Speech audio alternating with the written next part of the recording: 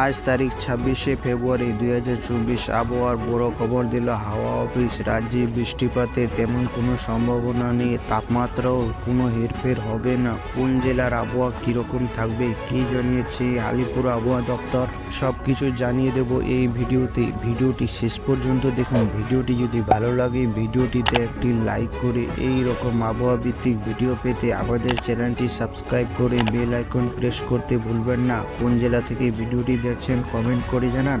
গত 2 দিন ধরে রাজ্যে বৃষ্টিপাতের পরিমাণ কমছে। আজও রাজ্যের বৃষ্টিপাতের তেমন কোনো সম্ভাবনা নেই, তাপমাত্রা 2 থেকে 3 ডিগ্রি বাড়তে পারে। পূর্বাভাসে বলা হয়েছে দক্ষিণবঙ্গের বেশ কয়েকটি জেলায় আকাশ আংশিক মেঘলা থাকতে পারে। 2-1 জায়গায় 2-1 পশলা হালকা বৃষ্টি হতে পারে।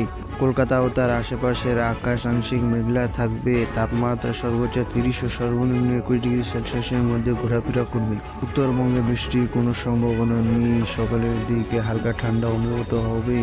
দেশের ওয়েদারের কথা বললে আইএমডির পূর্বাভাস অনুযায়ী মধ্যপ্রদেশ, মহারাষ্ট্রে বৃষ্টি হবে, সেই সঙ্গে 2-1 জায়গায় শিলাবৃষ্টিও হতে পারে। শেষে বাংলাদেশ ওয়েদারের কথা বললে বাংলাদেশ আবহাওয়া অধিদপ্তরের পূর্বাভাস অনুযায়ী বাংলাদেশের আকাশ আংশিক মেঘলা থাকবে। সারা দেশে দিন রাতের তাপমাত্রা তেমন কোনো পরিবর্তন হবে না।